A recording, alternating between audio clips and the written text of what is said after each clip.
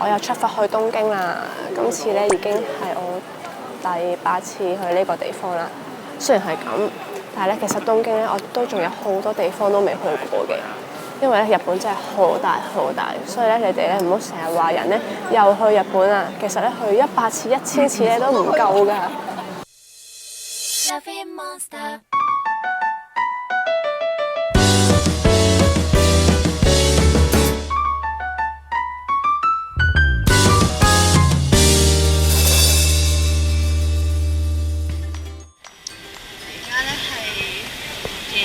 差唔多12點鐘啦，冇錯係凌晨嘅12點鐘啊！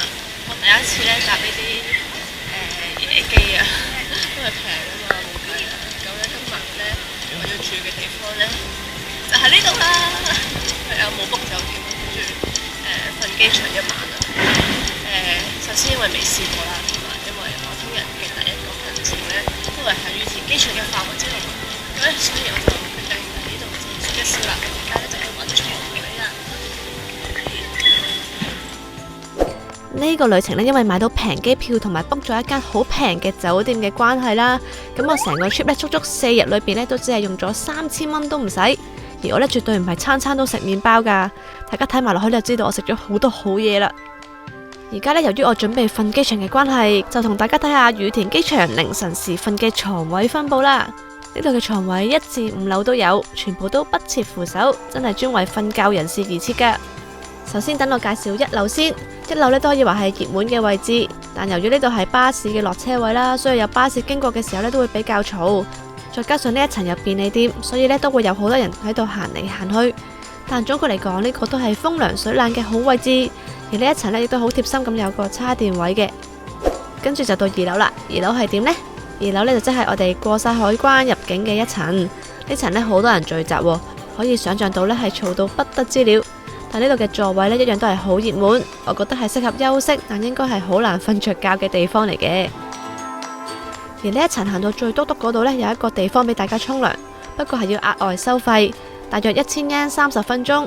雖然要俾錢，但係都好受歡迎噶。3樓位置係離境大堂，呢度嘅瞓覺位呢，相比之下就少好多，而且呢都係好鬼嘈。不過呢度同1樓一樣啦，都有個叉電位提供俾大家。到4樓啦，4樓呢度呢，全部啲凳呢都係硬嘅，一定係唔會瞓得舒服。但有一個好處呢，係非常之安靜，而且空間感十足。咁我瞓邊？我呢就係揀咗5樓展望台同埋商店嗰層嘅位置啦。因為網上面呢，好多人都推介呢一度啊，話冇咁多人經過，同埋比較安靜同舒服。唔好彩啊！我都諗住放棄呢一層啦，去其他層嗰度揾呢個床位啊。點知咧咁啱一齊見到有人走啦，咁咧就可以霸喺呢一邊嘅位，因為我呢一個位置但留咗1晚嘅我呢，都係覺得麻麻地，因為中間呢，其實有好多廣播呢，好嘈啊！我最建議呢，反而係入啲呢一啲梳化位啊，呢啲位呢，真係瞓得好舒服嘅，我測試過。不過同樣都係好熱門，希望你哋好彩霸到呢度嘅位啦。呢度有3間開到中式嘅食店啦，冇錯隔就其中一間。我就買咗呢個蝦嘅漢堡，咁我而家食先啦。我唔講咁多嘢啦，因為我就好瞓啦。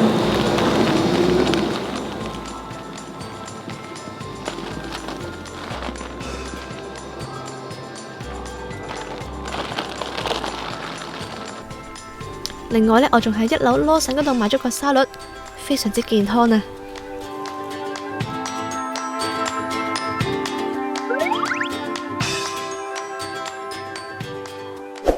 啱啱講過呢度有3間食店係開到凌晨，但睇清楚呢，原來有5間先啱，而且全部都係位於4樓，分別係呢一間食西餐嘅 cafe， 呢間日式居酒屋，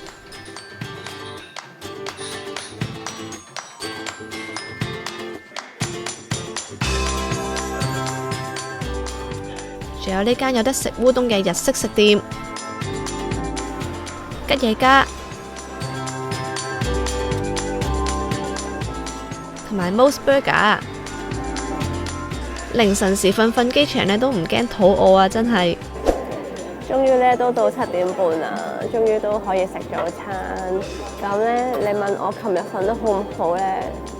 認真咧，真係唔係咁好，因為咧始終都唔係一張床啦，同埋咧好嘈啊，去到4、5點嗰陣時，唔知有啲廣播同埋好多行李聲，啲人開始走啦嘛，本身瞓緊嗰啲人，再加上咧好熱啊，有啲焗啊。咁不過咧我都冇後悔嘅，因為咧瞓機場咧係我一直都好想試嘅嘢嚟嘅，咁終於都體驗到啦。咁咧你問我想唔想再試多次咧，就係唔想嘅。係啊，佢都喺度笑。係啊，咁咧終於都到7點幾啦，所以好開心啊！咁咧你問我眼唔眼瞓咧，就而家唔係好眼瞓。咁琴日其實都瞓到嘅，斷斷續續咁啦，都有2、3粒鐘啦。咁而家都尚算精神，咁我都唔覺我好攰啦，係咪先？好啦，咁咧啱啱咧就落翻嚟呢個2樓咧食早餐，本身諗住食吉野家㗎，但係咧發覺得啲飯咧唔係好想食飯啦，咁所以落翻嚟食啦。咁呢度係我第2次嚟食㗎啦，呢間咁。又唔係話超級好味嘅，但係係我想食嘅早餐咯，所以就嚟咗呢度啦。睇下就係咁啦。咁咧，而家就開餐先啦。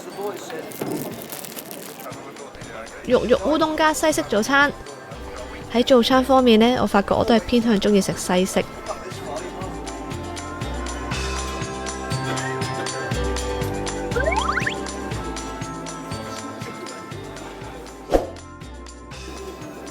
好啦，食完嘢咧，我哋咧就去揾 locker 擺低啲行李啦。咁咧頭先呢個機場咧2樓同埋3樓咧都有 locker 嘅，但係2樓咧 full 咗啲大型 locker，咁所以就嚟到3樓啦。所以咧就塞入去啦。呢個要300嘢。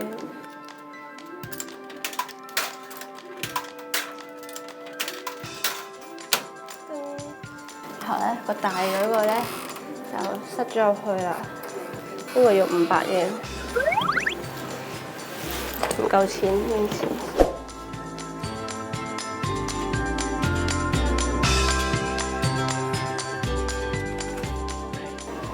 嚟到東京咧，一如以往咧，我就一定要買呢個地鐵 pass 嘅。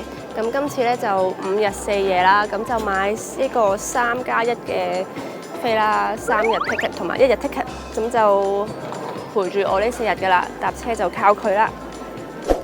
買完 Metro 地鐵券之後呢，就仲未用得住，因為呢我哋之後去嘅地方呢，只可以靠對面嘅單軌電車先去到，所以呢，我哋而家要另外買飛。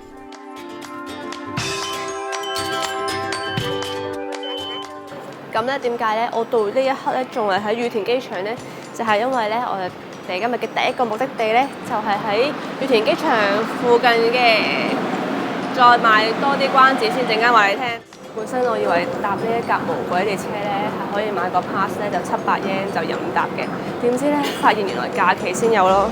但係今日我係要搭無數咁多次呢架車嘅，所以咧而家要逐張飛咁買，差唔多要1倍嘅價錢，好唔開心。